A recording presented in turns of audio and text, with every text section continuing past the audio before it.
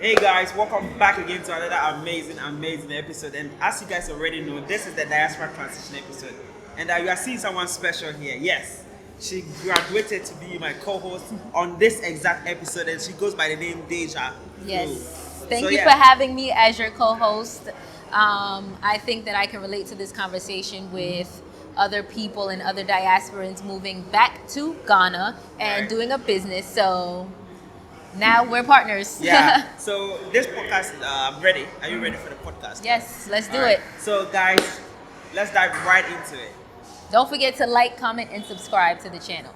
Do it. It's going to be a very interesting conversation. I have here, Judah, we already know you. Yeah. And then we have two new guests, and then also three new guests, Deijha, and they've not been in Ghana before. It's the first time. So I'm going to ask a few things.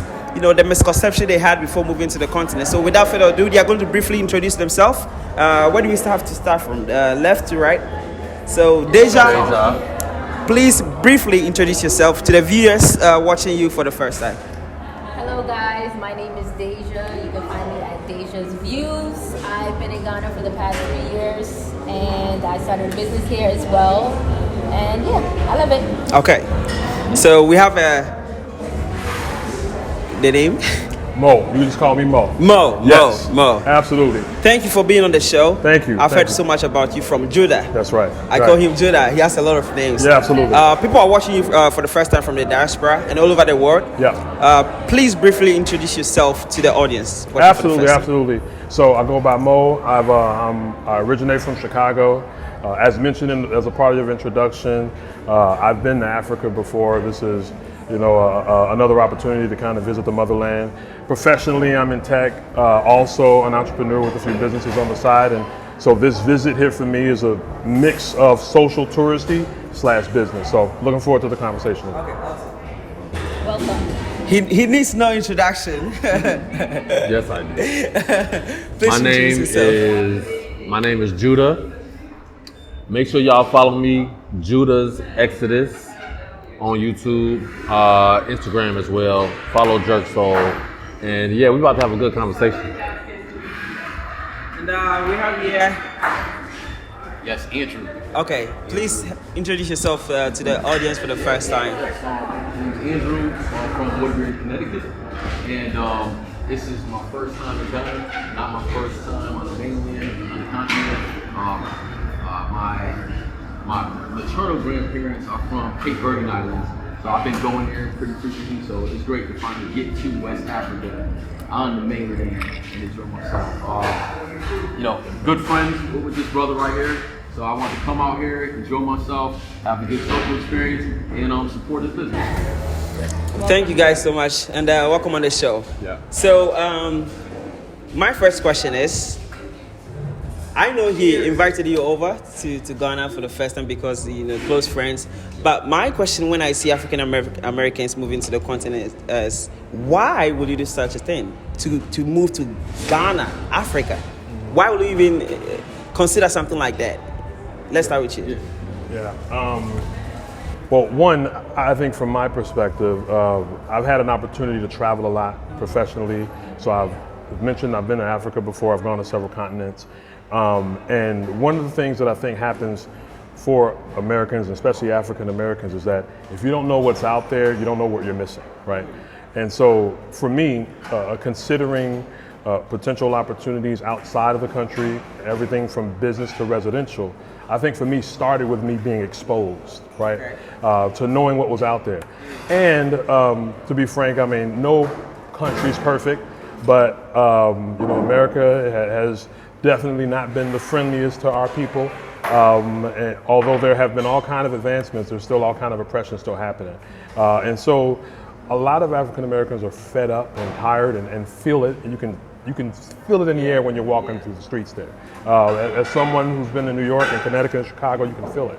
And so I think the pursuit of peace is one of the things that I think that are driving many, including myself, to look outside of the country. Now, you have been to other African countries, yes, right? But never been to Ghana, right? Right. Let's address the misconception before I get to you, right? Yeah, absolutely. What was your misconception you had before Yeah. you kind of touched down in Ghana, and what What got you surprised when you got here? Well, I think for me, the misconception about just the continent of Africa started with what we were trained and shown as we were growing up via commercials. There was all these feed a starving African child initiatives led by non-Africans, by the way, and the views and the videos that they would show always were derogatory, right? They would always be children with flies hanging around them and large bellies standing in piles of rubbish.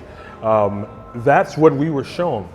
And so when I had the first opportunity to come to the continent, and which happened to be South Africa at the time, I was surprised how that was literally the polar opposite of what I had seen, what we had saw. And he and I have had several conversations about this.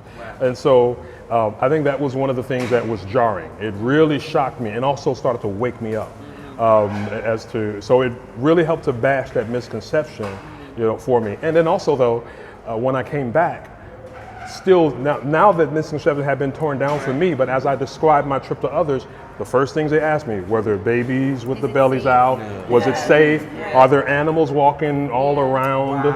They literally, that's what people thought that was happening. Right? Are there huts everywhere? And they thought that that's all it was. So it's definitely not that, right? It's definitely very advanced nation and country, Ghana and others. And so I think for me, that was one of the most beneficial parts of the visit. I have a question. Please. For Andrew, as someone who has visited Africa consistently, right? What is the difference that you see between the country? You said Cape Verde? Yeah, Cape Verde Islands. Cape Verde Islands. What is the difference that you see in that country compared to Ghana? What I see is the capital city of Praia looks a lot like Accra. Okay. That's what I thought of as I was going, like, wow, this looks just like, that's what I'll be able to tell my family when I get back to Connecticut. Like, hey, you're going to like Accra. Looks like Praia. But the difference is because there's 8 inhabited islands, then you have the city, like Praia. So it's a different mix. Like, having to hop islands to do it as opposed to just driving out further. Yeah. And then, I have another question. So, you all have been to other African countries as well? No. Okay, so I've only been to Ghana. Okay, interesting. So they say Ghana is the gateway to Africa, right? What is your take on that for everyone? Well, it's their first time in Ghana. Yeah. Right, but I'm saying compared to the other countries that they've been to, like what is their thoughts on Ghana being the gateway compared to, like, do you see the opportunities that we have here in Ghana compared to the other countries that you visited? Yeah, I have a take on that. Okay. I just remember like going off to college and I'll hear people that went on trips to Ghana. Like if you're talking about 1999, the only people that went that they had groups and a program, a special tour. So you sit there and you'll say, wow, I would love to go one day, but I have no way of going. Right. But times change, so now it's a lot more easier to travel with the internet, technology. It's easy to travel. So it was always on my mind. Because I feel like even my uncle, who was a state rep in Connecticut, he'd been to Ghana. So I knew people that had been here. And even thinking of it more as a rite of passage. So like when you watch, like when I first watched Malcolm X, so you have him in Ghana. He's meeting up with Maya Angelou. And you see Muhammad Ali. So I always thought, like when you think about going to Africa, when you go to motherland, Ghana is always like at the top. It seems like that's the rites of passage. Then you got the other stuff like business relationships, those discussions. But just from like just a Pan-African, attitude, it was going to be the place. That's where you want to go. Judah? Well, I haven't been to any other African countries, so I can't really compare Ghana to, but I want to go, and I see how it's the gateway. You know what I'm saying? Because it's like when you go through this gateway, you definitely want to see like what else is out there. Which is why I'm pumped to go to. I want to go to Kenya. I want to go to Uganda. I want to go to Rwanda. I want to go to South Africa. All of them. Egypt. All of you gotta hit them all. Literally. But I definitely see why they call it the gateway. You know what I'm saying? And I'm pumped up to start to branch out. Okay, now my question is, you both came to, that's your close friend, and with all the misconceptions, Africa is people live on trees in mud houses, and you came here and you see this amazing facility that has been established by your friend moving from the US, coming to Ghana, where when you come in here to Africa, people tell you, bro, you're gonna get malaria, you're gonna die, and seeing this infrastructure and everything, what comes to mind though? There's a lot to unpack there. I'll start with the first part. Coming here and seeing, a great friend of mine. I've had the honor of knowing him since 3rd and 4th grade. Like, there aren't too many people in my life outside of blood relatives that I can say that about. So, with that comes an expectation that seeing something like this come out of him is kind of not surprising for me, right? Even on another continent. It's par for the course for what I've seen him do as a child, but doesn't make me any less proud, right? I'm very proud to see it.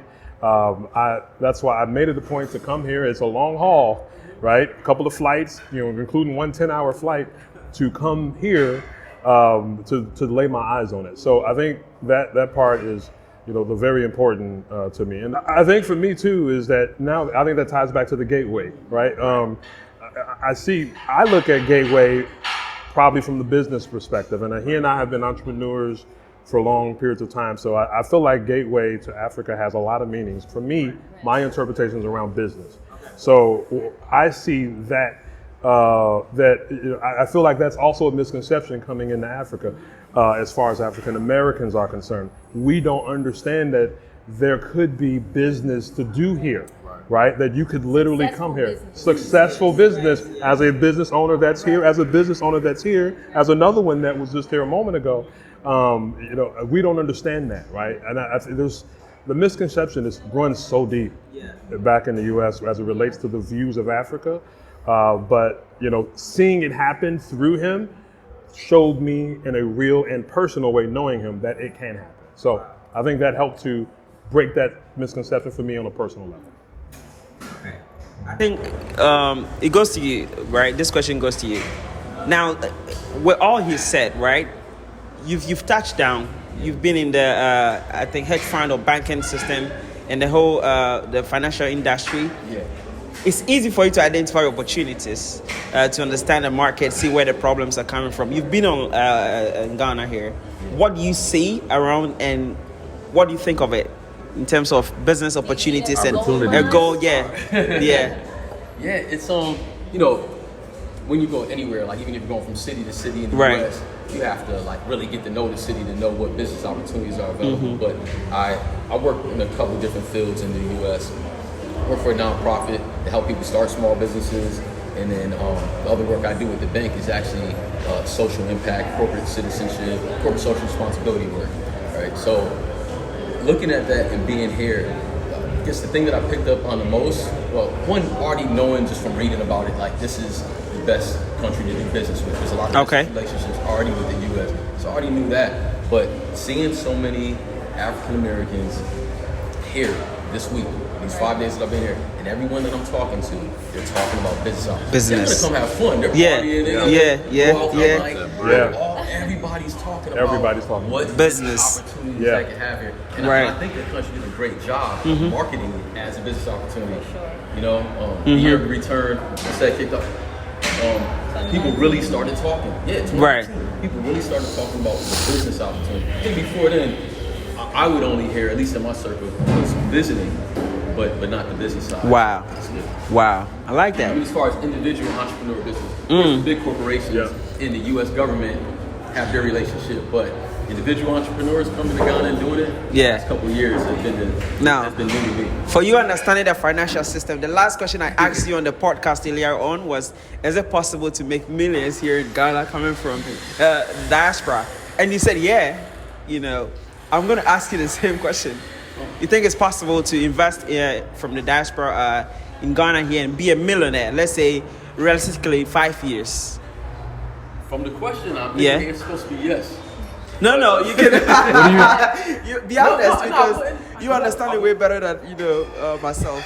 That I would say I don't know, and I would be sure. But I think most businesses are global right now anyway. So if you're gonna make millions, you're selling not only to people in Ghana, Right. but could this be your home base? And you can make millions? Yeah, absolutely. Wow. I mean, just technology allows you to.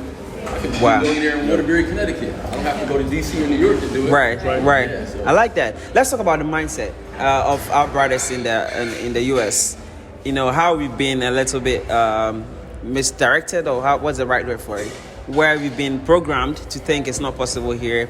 And then so I had an encounter with a brother in China, and I was telling him about Ghana. Ghana is amazing. There's so much opportunities here. You should come. And then he said something to me that he doesn't believe that he's from here, and he really believes that he's an American and he's a native to the land, and he doesn't see himself coming to Africa to do a business or anything like that, right? What is the normal African Americans, the average think of Africa, the mindset? Let's address that. Let's talk a little bit more about that. I think, again, a lot of that mindset is definitely based on that misconception that we were discussing a bit earlier. But I think a way to break that is real stories of real people from your spheres of influence of people that you personally know. And then, to your point, technology and social media allows us to broaden that influence and let other people see and hear our story. That's important. That makes it relatable. Because if I know that this individual from Chicago went through all of this and then showed up in Africa and built something, then I can look in the mirror and say the same thing to that guy that's looking back and say, you could do that, right? So I think what helps to break that is going to be real stories of real people doing it. We need to be more verbal, we need to be more vocal. And then we kind of do have to show the dollars. You asked a question about millions. I'm sure there are some millionaires here. They might not be from the diaspora, right? From the diaspora, right? But they're here. The other national. I see the cars. That's cash. That's cash, right? This is not credit. Yeah, there's no credit here, right? So other nationalities are coming here and finding ways to do it. There's big brands, big corporations wouldn't put dollars here and sell product here if they weren't getting millions back, right? So Coca-Cola probably wouldn't sell here if they're making $1,500 a year, they wouldn't do it, right? So it's possible, right? I think it's a matter of, as it relates to business, the right opportunity and all the other right pieces, but I think it's absolutely possible. Okay. Before you ask your question. No, it's not a question. Okay. So I wanted to say that Ghana did a great job in marketing, having the diasporans come back to the country. Like you said, the year return, and now they have the beyond the return. So as an African American, a lot of people believe that Africa is not welcome to us. Like Right. So what Ghana did was basically let us know, come home. You're welcome to come here. However, I do feel like there needs to be systems and certain things implemented for us diasporans to make a smoother transition. As a business owner here in Ghana, as someone living here for the past 3 years, I've been having difficulties, just like everyone else or anywhere else. But you are welcoming us here, right? You want us to come here. I think there should have been something in place to make the transition more smoother. Okay. But I think that's what makes Ghana the part of the pathway to diaspora. Okay, let's put that out there. What do you think we can do differently to be more accommodating for diasporans moving back to the continent to do business? Right. Some of the difficulties you had is trying to maybe get a place for your businesses, acquiring spaces. It has been a challenge. What would you say would be an alternative or a suggestion to the authorities watching, if they are watching, to be probably do something different to help you transition smoothly, not just living here, but business, coming to do business as well? I think like a specific, so they have the Beyond the Return, right, as a company. I think that could be like a guidance for us. I think that, again, some sort of system to where it's like, this is exactly what you need to do in order to come here, like business registration, residency, like they have those things, but they make it so expensive. I think that registering a business with a Ghanaian is, without a Ghanaian, I think it was like $100,000 or something like that, if I'm not mistaken. It was like way overboard. So I think it needs to be like this is step one, this is step two, this is what you need to do, because there's so many routes. People be like, I can help you, and next thing you know, they're not really helping you. I like that. I like that. I want to ask you that similar, because you have a restaurant truck. a food truck, right? And then your challenges might be a little different, but everybody do have challenges. Right. And I do want to ask you, Judah, you've have a whole restaurant here, Jamaican jerk soul foods, Caribbean, foods, and it's huge, right? Acquiring the place, what was like some of the difficulties you had and how you overcame them? Yeah. You know what I'm saying? And for people watching you who might have maybe been in the same spot, heading towards there, might probably pick some advice from that. Yeah. Man, I haven't had any difficulties. Really? Why is that? Tell us. I'm from a difficult place. So coming over here and dealing with what some people may perceive as difficulties, to me it's not difficult. Okay. Because I've been through all the difficulties already. Here, it's easy. Okay. You know what I'm saying? But, like my sister was saying, some of the things that, I'll tell you like this. Okay. I feel like the 2019, now looking back on it, it's 2023 almost, in a couple of days. Looking back on it, I feel like that 2019 stuff was a marketing ploy. Right. And it wasn't to our best, in our best interest. Right. You know what I'm saying? I just think that looking back on it, I feel like it was a money grab. Right. You know what I'm saying? To get dollars from us. You feel me? A money grab. And the reason is because I understand, and like y'all said, you know, there was some good marketing from Ghana. That's to me, that was all it was marketing. It was cool. But what happened is, see, you know, everything we touch turns to gold. Okay. Anything that we do, we take it up. You know what I'm saying? Yeah.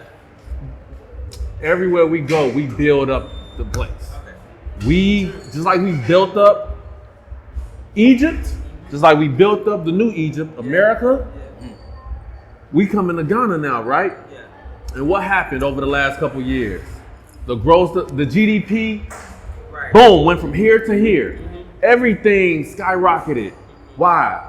It wasn't because the white man was bringing his money. Wow. The Chinese man, it was us. We started bringing our money. And so they like, okay, yeah, well, we gonna charge everything in dollars now. We about to get greedy. Right. We finna charge everything in dollars. Wow. We finna, you know what I'm saying? We finna send everything high, you know, sky high. And that's what happened. Because 5 years ago, you can go down the street and get some land or get a house, and it would have been half as much as before we got here. In cities. So since I'm here, treat me well. Right. Since I'm here, you better do me right. Or it's gonna be some problems. You better do me right. We're gonna start holding y'all accountable. Absolutely. But what I want to And ask we're gonna you call is- it out too. Yeah. Wow. You know me, bro. I ain't finna sit on this camera and pull no punches with nobody. I'm not finna be nice. Yeah, None of that stuff, bro. Regardless of what the challenges are, and I mean, we have to evolve as a whole nation. You know, Yeah. looking at independence, Ghana is just 63 years old, and then we're trying to, you know, like kind of compete with like economies that have been, you know, taking advantage of slavery. You know what I'm saying? Like things are in place over there, but here we are really trying to, like, you know what I'm saying? But let me ask you this, right? Why did you choose to do business, or why are you considering doing business in Ghana? Meanwhile, you could have done that in the US or wherever you're from. Why would you prefer doing it here, though? Before y'all speak,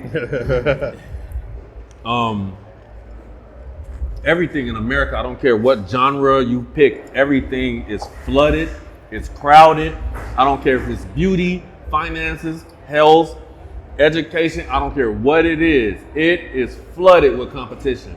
So if you feel like you want to start your first business, you finally, you know, getting that entrepreneurial bug, and you trying to start a car wash, whatever, restaurant, whatever it is, it's a million other people that you gotta, you know. Here it's not like that. I don't care if it's hair, I don't care what it is, there is a need for it. You know what I'm saying? So that's the difference. At home, everything is crowded. Here, wide open. Well, you know, that not from experience, but just reading about it, that it's the youngest continent like one of the youngest countries, so the customers of tomorrow are here. So that's why the big corporations want to spend time here. They want to do business here because they know the customers of tomorrow are here. So, so when people talk about doing business in Ghana, I encourage it. In fact, that's what we had this discussion. That's how I got here. Him. Yeah. He was talking about it, really? Yeah, or the way the story goes, he was talking about I'm leaving, I'm going to Africa. I'm going to Africa. And I don't know how you came up with the first place. The Gambia. But I don't know if you just spun the globe and just put on a blindfold, but he picked Gambia. And I was like, well, I don't know anything about Gambia, so nothing speaking bad about it. I didn't know anything, but I said, if you want to go to Africa, go to Ghana. Because as far as what I know, Ghana is the place where it's easier to do business. So maybe it's easy, maybe it isn't. I don't know. But just from seeing companies do that, seeing entrepreneurs do the thing, I said, start there. And one, easier as Americans too, because English speaking country. So that's another barrier that's removed. Just thinking about having less barriers to business. And language barrier is one of them. So you don't have that barrier here, so start there. And it was a little selfish too, because I wanted to come here. That's the master plan. He's like, go to Ghana. The plan is revealed. Lay the groundwork, and then I'll see what opportunity I have in a couple years. Right. You go first. You go first. You go first. That's how blaze the path. So go blaze the That path. makes me to mind that decision. You've seen what he has done here. Will you consider moving anytime soon, or even your money can move? You come later, right? But do you consider, engaging in any kind of business, right? About a year or two, fast forward into the future. I will do my research. That's a promise. I will do my research. Because that's how we talked about all these things. Like when you're a kid, I think we have to go far back for us when we think about the misconceptions. Right. It was sad to hear that people still say that to y'all. Yeah. They talk about, in the huts and it's in the jungle. So you have that misconception that I think most people in America have dispelled now. They got the internet, they got social media, they have people that have been traveling doing things. I try to do that for my little nephews and nieces and try to show them like, hey, it's not like, hey, go on YouTube, look at that. That's Africa. And I just try to do that for them. So then you have that. So went from misconceptions to having a better understanding, and then now sometimes I think we're romanticizing about it. So like me, I can come here and like, oh man, I'm gonna buy, I get property, I'm gonna retire, it's gonna be beautiful. But this thing's research to do. Yeah. So when you talk about your experiences here, you don't know. So you don't want to romanticize about it. You want to do your research and take the proper steps. Eyes wide open. Seriously. Yep. Okay. Do you think it's always very necessary to seek business advice from the right place before making a move to the continent, as in general? There's the hype, there's the year of return, everybody's excited to move back to the continent. But what would you say from a financial perspective, the key thing to do before you even step foot on the continent? Because I heard someone move back with just the tracks, whatever. No plan, nothing, probably $5,000 in his bank account. Ooh, a lot of people did that. Right. So what would you say from a financial perspective, one thing someone Dashburn has to do before even considering moving to the continent? All depending about the comfort you want. Okay. What's your mindset? You still need all the Western world comforts. You really want, you can get it here. Right. But you can live on a lot less. Humbly. Yeah. You can live on a lot less and enjoy yourself with all those. Okay. So, I think they're the ones that ask that question. Yeah. I'm still learning. Okay, I'll ask you, I want you to answer this, right? A lot of, I've heard Ghanaians say, man, African Americans, their experience complain too much, right? No, I've heard that, right? And then he said, but someone also said, wherever there's so much problems, that means there's unlimited opportunities. So with that, what do you have to say to that? Yeah, I think it also ties back to kind of what was mentioned earlier with respect to business opportunity here.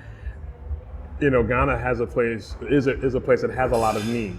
So I think from that perspective, it's ripe for business for exactly the things that people are calling out problems. Wherever there's friction, there's an opportunity to break that down, and that might be a business that can be scaled and repeated across several industries here, right? Okay. So, I think it's ripe for that. But most people who are complainers, if you're complaining with an entrepreneurial mindset, you're looking for a way to solve the problem, right? Yeah. Here's a problem, but, right? I can fix it, or someone should do that, right? We've all had those, someone should do this and do that, and those kind of things. So I think from that perspective, I think that's important, to consider. Part of that complaining, though, is because I think a lot, that's happened kind of in the Western world comforts. There's a lot of luxury, and wrapped in the things that we call comfortable are really like, the comfort and convenience. Okay, all righty now, here we go. Hey! The chorus still works though. Okay. Turn on the portable one. We can film They're that. really good. I like those. Keep it running. We always have. Hey, there we go. You still recording? Yep. What? Oh, that's fly. This is the real Ghana. This is real. Lights are going to go out. So this. And that goes to Right. exactly what we're talking about, the comfort. Comforts. But sometimes not expectations.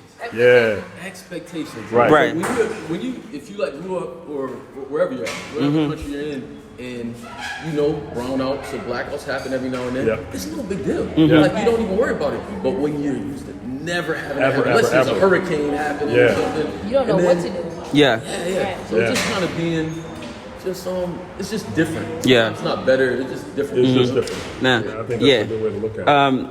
Let me ask you, right? Being a woman, you're competing with a lot of, not just men in the industry, but a lot of, businesswomen who are probably, more privileged, Ghanaians, you know what I'm saying? Like, they know family members here. You move back without knowing anybody, really.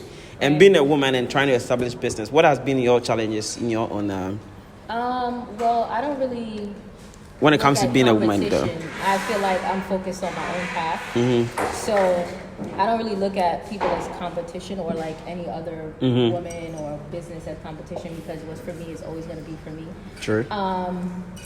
And I believe that I have a good understanding of certain things in life. So like you said, as far as challenges, it's not the challenges that are here, you don't look at them as challenges. I just look at them as like, what am I learning in this situation, right? Either I'm going to complain about it, or I'm going to go through it and fix and learn from it, right? So it's nothing to make me say I'm going to stop doing what I came here to do. Okay. I'm going to keep pushing because that's what I came here to do. Okay, I want to dive into a little bit of your lives personally, okay? Growing up in the US, okay, I grew up very differently in Ghana here. My suffering, you know what I'm saying, like we take shower with a bucket of water, you just go fetch it, you know what I'm saying, your pail, and then that you're good to go, right? So my growing up is quite different. So my frustrations, what would frustrate me might not, what would frustrate you might not frustrate me, right? Like Judah said.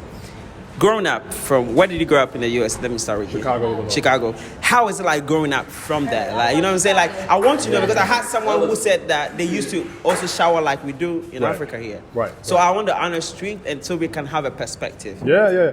I'll be honest. I mean, we're talking Western world comforts. Like, I did not have to do that, right? I mean, we had, I from the perspective of that example you used, I bathed or showered in a tub inside of the home, kind of a thing. I think, for us in the States, it's relativity, right? And so compared to, say, other classes, we were more on the lower side, right? There were others that had it way worse. There were plenty, even more, that had it way better. But I think, though, again, from the relative perspective and the family that I was in and the people that I grew up with, we made sure that we were aware of what we didn't have and made sure that we appreciated what we did. So I think that gave us perspective to be able to operate without or with, right? Because you kind of look at it with a level of appreciation that if you go without it, you'll be okay, right? So I think that kind of is how it rolled out for me. Right, and we hear a lot about Chicago. So are you guys from like the hood of Chicago? Yeah. All right, so basically, right, we in Ghana and in the States, we have our different like struggles, right, as you would say. Just like he was saying, basically you had to bathe in a bucket. But in America, when you are raised and grew up in the hood, we have to basically duck from gunshots and stuff like that, watch our back constantly. So I wanted to ask you guys, how did you basically come out of that typical cycle of being in the hood to come this far all the way to make it to Africa? Like, what was your mindset? Like, what was the difference from compared to your peers around in Chicago, where it's like, oh, I'm just hustling in the streets, and you thinking like, no, I'm going to Africa? Well, the difference is, getting a chance to see something different. Right. You know what I'm saying? Because 95% of the people on my block, they gonna be on the block. Right. They're not gonna get a chance to go to other states and stuff. And so what I've seen not only in my life, but in the lives of other individuals is they had at some point in their childhood, teenage years, whatever, they had a point where they got out of their city. So travel. You have to see something travel, else. right. You know what I'm saying? Like for me, I was 17, 18 and moved from Chicago to Louisiana. Okay. And there I started to meet all of these other people from New York and Cali and Florida, and that's opening my brain. And so I'm like, okay, I see different how my city is, and this is how they respond in their city, and blah, blah, blah. And it goes from that to living in other cities, living in other states. And it goes from that to getting outside of the country and going to visit other, other countries and stuff like that, But for us, even when we go through college, if we go through college, and if we go through corporate America, when we start to make some kind of money, to do some traveling, that's one thing that we don't do is we don't come to the continent. Right. We travel and we go to all of these. Caribbean, Real talk, we gonna go to the where the white man at. You know what I'm saying? We gonna go to London. We gonna go to Europe. We gonna go to Paris. We gonna go to France. We went everywhere. Right. We skip it right over. That's what made me come here the first time, because I said I like to travel as well, right? So the last two continents for me was Antarctica and Africa. And that was just like, when I made the realization, like, you never even considered to come to Africa. It was sad as a black woman. It's like, I have to find my way on the continent. It didn't matter which country it was. But again, how America programmed us to believe that it was nothing here. I didn't even think to be here. And now, here I am. What's interesting about the program, when I first went to South Africa, Cape Town, I had the privilege of getting a private tour by one of Nelson Mandela's former bodyguards, right? So he took me all throughout, Cape Town, and showed me Robben Island, and showed me where Nelson Mandela, gave one of his speeches, and showed me where he stood as security for him and all that. But then, I know we're talking about Ghana, but just from the perspective of misconception, Cape Town was gorgeous. Absolutely one of the most beautiful places I've ever seen on the continent of Africa, right? Which literally, again, helped bash all of what I was told. Right. But as we were talking about all the trips where we're jumping over Africa, guess who wasn't jumping over Africa?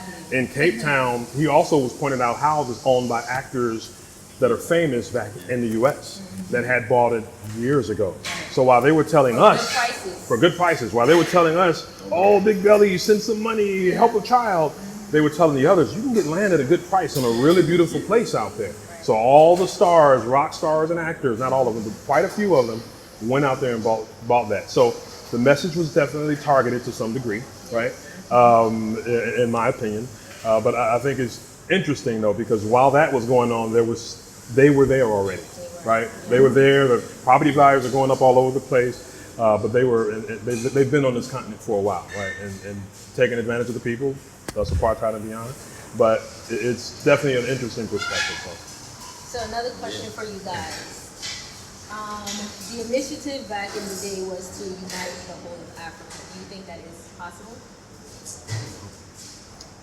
No, I said, wow. Right. Can I touch upon the other question? Okay, sure. Sorry. No, but we can hop right back to that. Now, I was just thinking about, how people were thinking about going to Europe and doing all these other trips. Like my first trip overseas was to Africa, the Caribbean Islands, and you just making me think about it while you have this conversation. Like, why was that? And I think it was what I was reading about. I never read Greek mythology.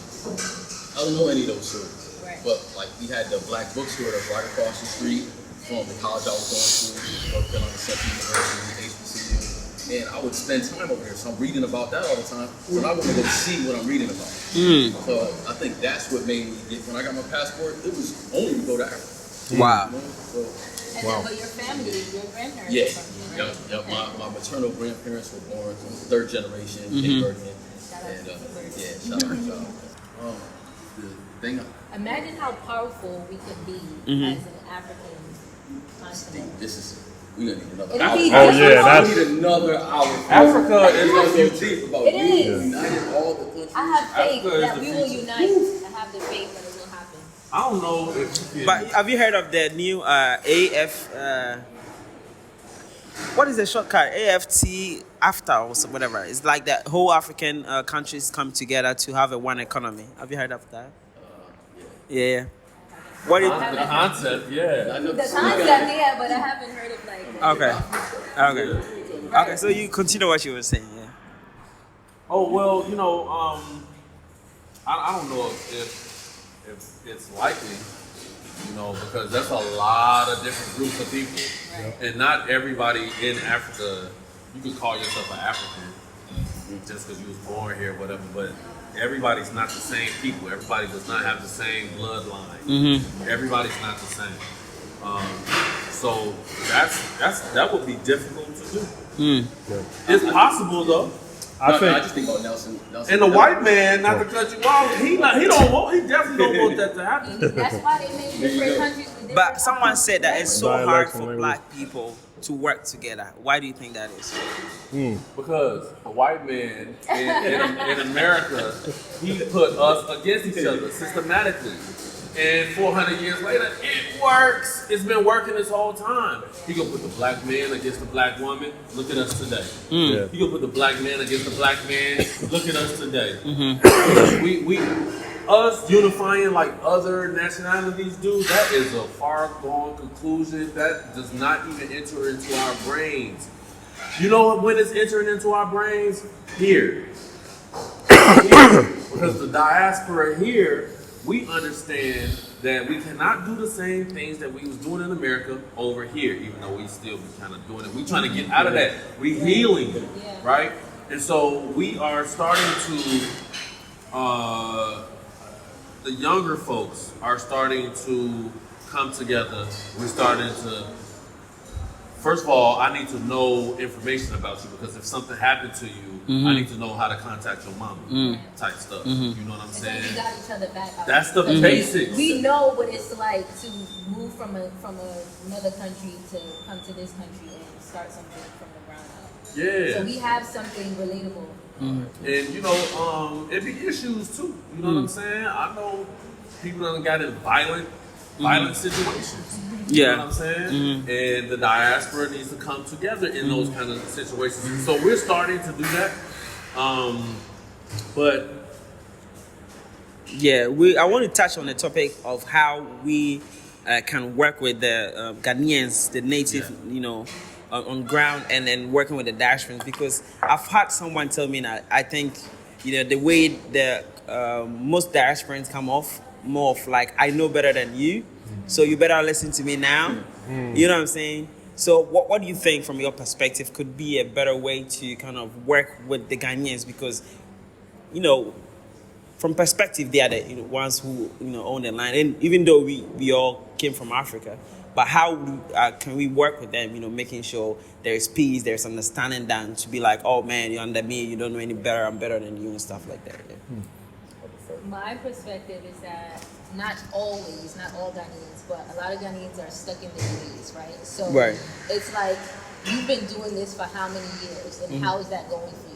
Right? We're supposed to come together, and you still I'm trying to show you a different way to do something. Right. And I'm not saying that I know better than you, but let's just try a different route. So we try this route, let's see how it goes. But then the Ghanaian mindset is like, oh no, I'm doing it this way.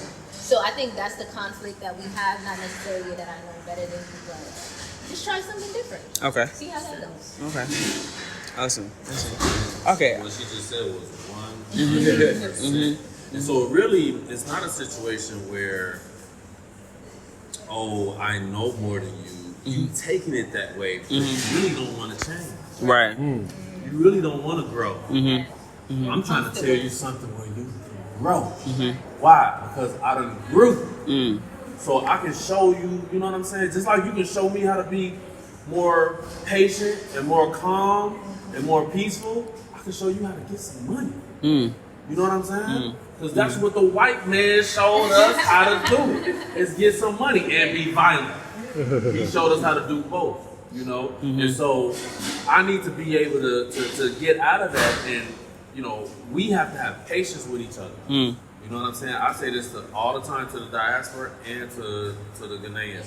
We got to be patient. We're coming back together. We're learning. We got to relearn each other, and we can't bump heads even though there's opportunities to do so. Right. We can't do that. We got to think about the bigger Picture. task at hand. Because I'm gonna tell you this. You know, it's not going to be any other nationality or group of people that's going to propel Ghana into the future. It's going to be its forgotten children that's coming back that's going to push it into the future. Yes, sir. I want to also give you the opportunity to not only send advice to Ghanaians and their mindset, but also diasporans and then African Americans living in America right now, thinking that whatever lifestyle they have going on, you know what I'm saying, like, you know what I'm saying, like, you know, ways to go about it. What is the new perspective that you would advise to, maybe there's someone watching from Chicago, South Side right now or whatever, and that mindset you escape from is stopping, you know, pushing him back? What you've seen so much, you've traveled, you've had an eye opener. What would be that advice to that youth, 19, 20, 22, in his youth, to kind of almost follow your footstep and to break free of that mindset that hold you back and stuff like that?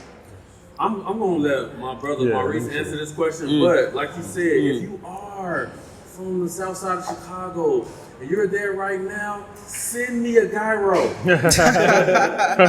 From where? Which restaurant do you want it from? Anyone. Go Greektown, somewhere in Greektown. All right, so I think we all kind of touched on the things that should be done. One, reading, believe it or not. I know it's an uncomfortable topic, especially for us back in the States, unfortunately. But reading, like you talked about how you read about Africa. Now you don't have to read it in a book. You can go to a YouTube video. Just consume something a little bit different about a place that's beyond where you are, right? So check out Africa. Check out the different countries. The continent of Africa. Some folks still call it a country, right? Check out the continent of Africa and look at the various different countries, right? So just go out there and just spend a little bit of time. And then aspire to travel. If you don't get on the plane to go to Africa up front, but you haven't been to, you know, if you're in Chicago and haven't been to New York or California, or Miami, go there. Just get into the mindset of booking a ticket and, you know, finding a place to stay. Believe it or not, those are like the basics. Those are the ABCs. And that's where we're losing, right? We're not there. A lot of the folk that haven't gone or stuck there, Common had a lyric in the song. It said, hard to believe a lot of my friends haven't been past downtown Chicago, right? Like that's like that's where they go, right? That's the thing, you know. If I'm going to really stunt, I'm gonna go get a hotel downtown and hang out, right? But I think those are a couple of tips that I would recommend: read, consume, travel. I like that. Something that you just said is extremely heavy in that, you know, around the question that you asked is because, you know, how can the diaspora and the Ghanaians or whatever country you're in Africa link up? You know, how can we better do that? You know, one thing that I've been doing even before I got here is I started to read. Because you said read. I started reading about who the people are. So I need to start there before we start getting money together. I need to know who you are, right? And so I started reading about the bloodline of the different tribes. You know what I'm saying here, and really just finding out who they originally are, right? And so when I do that, I treat you different. You know what I'm saying? Because I know who you are. I know you're a king. I know who you belong to. So I'm going to treat you different. You might not know who I am, So you still gonna treat me like I'm a foreigner. I know who you are. You know what I'm saying? I like that. It's going to reading is important. Yes. It's important, you know, Great. and that's pretty much a foundation Yeah. before you can start building that out. If I could just say something on this real quick, which is very important about what he said. What he just described is how you get to empathy. Yeah. You have to have an understanding of someone else in order to truly develop empathy and patience and all. And with all of that comes a different way of engaging and interacting and treating someone, right? I'll treat you like, you know, whatever if I don't know anything about you. Whatever just being a blanket term to describe it, you mean nothing. I don't care who you are, but if I know you, because I studied you, then I'll engage with you different. I'll understand you a little bit more, right? So I think that's just important. Empathy is very important in working together, period. So when you talk about unity across the whole continent, if that empathy doesn't happen, you know, you will fail, right? So you need to make sure that understanding is there. I don't know if I want to follow that. But I'll just emphasize another one of the points you made is just about experience, going out and having experience and travel. And I think that's everywhere across the United States where people don't leave their town, they don't leave their neighborhood, and they don't leave the border of town, they don't leave the state. There's something about those lines that are drawn on the map. I think, like people in Waterbury, they wouldn't go to New Haven. And then people in Connecticut, they don't leave unless they go to New York City. They go to New York City or something. And then you talk about going to other countries. So every little bit you experience and travel, you want to see more. You know there's more out there. Like you knew there's more than your own neighborhood. You know it's more than your own hometown. Then you know it's more than the East Coast. You go to the West Coast. So travel. Every time you travel, you want to go see more. Okay. And before you keep branching out. Okay. And you just travel on the globe. I like that. How many countries have you been to in Africa so far? I've been to Mozambique. Mozambique. Okay. Here. Okay. Cape Verde Islands and South Africa. Okay. 4 countries. Okay. How many countries have you been? I've only been to Cape Town, Johannesburg, In Ghana, right? Now, let's give this as a gift to entrepreneurs watching, right? I'm very sure you've tried businesses in these places that you've been to, or even seen people or friends who have engaged in a business that have succeeded. And with that, you do have a friend who is doing business here. What would be a business advice or opportunities that you think diaspora and entrepreneur watching right now can move to maybe South Africa, Mozambique, or Ghana to capitalize on that? 2 business ideas that you think anyone watching should probably look into it, move to the continent to do it. So 2 business ideas: real estate for sure, land. Real estate, okay. I mean, you know, it's quite available here, right? You know, there's an opportunity to definitely acquire because of even the marketing that happened with the year of return. It's now becoming a spot. It's one of the new hot destinations and locations, right? You know, for folks to visit. So I think getting involved from the real estate side is one of the things that I would recommend. Okay. Mine would be, I wouldn't pick a specific industry, right? But I would say use the resources online. There's so many resources on how to write a business plan. It doesn't have to be a 40-page business plan. You got like this thing called business plan canvas, and little boxes. You can think about all the different parts of your business. So just plan accordingly. Write it out. Yeah. Be mindful of your finances. You know, save, get your credit right. So get the foundation of your business so you can be able to withstand the ups and downs. It's hard. Entrepreneurship is hard.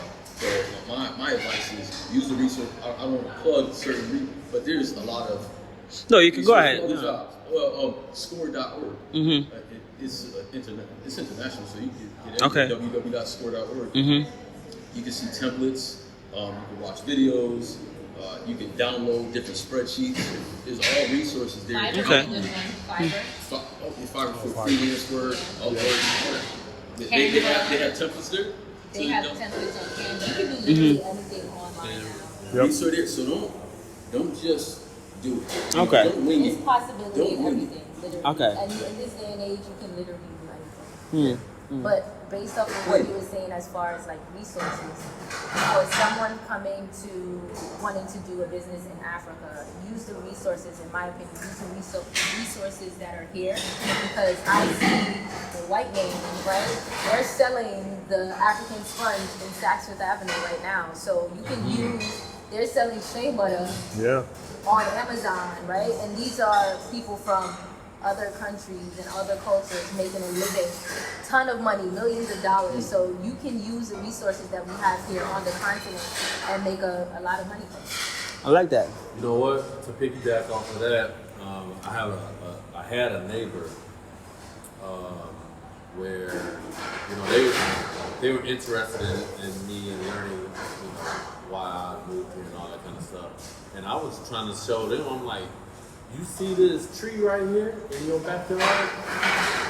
It is a soursop tree with leaves. You know what you can do? You can jump on Etsy.com, make you a profile, and you can sell these leaves and ship them over to people in the States, and they will buy them. So you'll have money just off the resources that's in your backyard. You know what I'm saying? And that's something that's huge. That's something that, I mean, if anyone who doesn't know, soursop is over 100,000 times stronger than chemotherapy.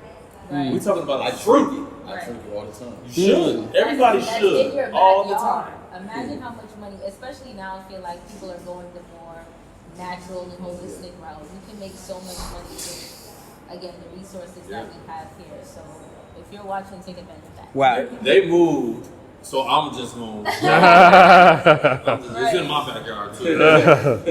We are almost at the end of the conversation.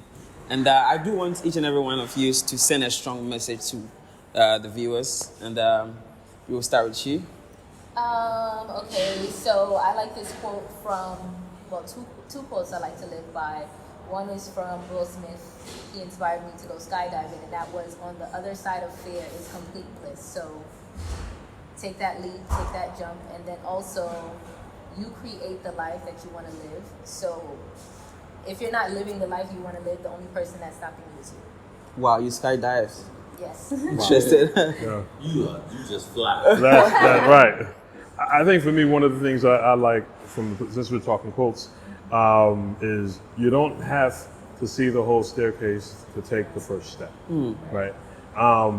We do that every day when we wake up. You do not know what midnight's gonna look like at 6 a.m., but you still go through that day. And if you understand that concept is going to happen regardless, then take advantage of that and be more strategic in how you do that. So that's pursuing business, that is pursuing a goal to travel here to Africa. Here in Africa, we're here in Africa, right? Unbelievable. Right. So I say that just keep that in mind, right? You know, a lot of this is going to be a faith walk. We take faith walks every day anyway, right? Why not stretch that faith a little bit more and do something that you know will be a deliberate change to your life, like starting a food truck business in Ghana, or a restaurant in Ghana, or traveling and visiting and considering business opportunities, or podcasting and YouTube channels, etc. Right? All of that, salute to all of that, by the way. All of that, it starts with someone taking a faith step. Right. So it leads right into creating the life that you want. Awesome. Didn't you just win a what you just win?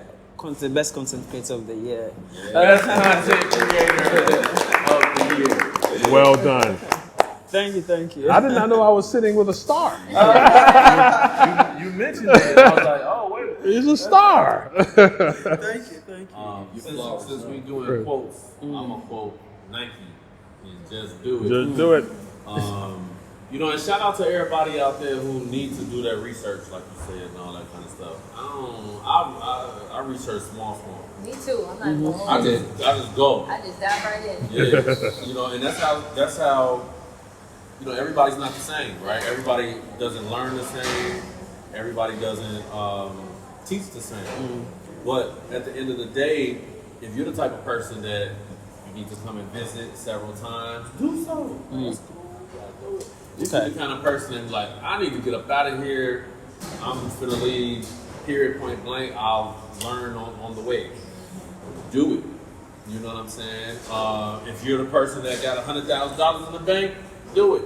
If you got $5,000, I know people that done came here with $2,000, and they are doing extremely well right now. So I think a lot of times we talk ourselves out of different things, when in all actuality we just gotta do it. I like that. I love it. I love it too. You have some people with the mindsets where it's like go ready set.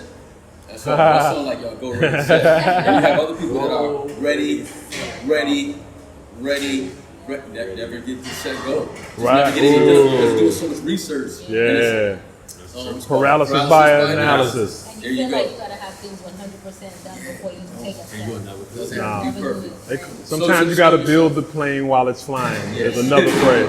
There you go. But with the I like core that. values, I eat an elephant one bite at a time. So just have your long-term goal, and you just slow and steady, and you'll get it done. I like You don't that. have to consume it all at once. I like that. There's so much wealth of knowledge among you guys, right? And I know someone probably anywhere. It can be an African, it can be a diasporan. Family that he's coming from have no one like to look up to from there. You know what I'm saying? Like, but someone wants to escape. How can someone who is really seriously wanting to make a change reach out to? It could be you. It could be you. Everybody here. For that skills and knowledge of advice, you know, you can probably change your life. Is that a thing that you can probably give your information out, or will you consider something like that to give out? Yeah, I mean, yeah. Like how If to someone is contact willing you? to, yes, would that be? Oh, Yeah. okay. Well, Okay. yes, I'm at Deijha's Views, so it's DEIJHAS Views VIEWS. Okay. I'm Instagram Mr.M0, Mr. Mo, but with a 0. Okay. Yeah, you guys can reach out to me, shoot me an email if you have any questions or something like that to jerksoulgh@gmail.com. Check us out on Instagram as well. Yeah, my Instagram handle is _beamon. That's BEAMON_. And you have some property you want to sell me, hit me up. All right, guys. Look out Thank for you this so new much. book. Oh yeah, Oh, you got a book? yeah, but Ain't it'll no be bud out putting soon. out there. Okay. It'll be out It's soon. called Okay. One Bite at a Time. Yeah, Okay. Well, I have a that's- book since you don't approach your book. All right. You have a book too? Yeah. Okay, well, my book is called Trust the Process. It's available on Amazon. And I started it back in 2017 before I made the book, but just talking about my mindset on how I took that leap of faith. I trusted God and I trust the process. I like that. That's what's I like up. that. I like the title of that. And The yeah. title of my book is Personal, Professional, and Positive, the 30-Day Challenge. Okay? So you can also find that on Amazon. Just find Personal, Professional, Positive. Oh, you're on Amazon as well because he wrote the foreword to my book. So all three of We're us, authors. all three of us are on Now Amazon. you That's know what I'm right. saying. I will be in 2 weeks. I will be the author. Okay. Okay. The book is From Promises to Progress, a leadership guide to help organizations avoid common mistakes and missteps when it comes to racial equity. Ooh, nice. I like that. I like Wow. that. Guys, that's a lot of millions sitting here right now. Guys, thank you so much. I want to give credit to Judah for letting us use his place. It's a beautiful restaurant located in Oyarifa, Accra, Ghana, very close. You're moving back here from the diaspora, and you want to just experience a little bit of soul foods, Caribbean foods.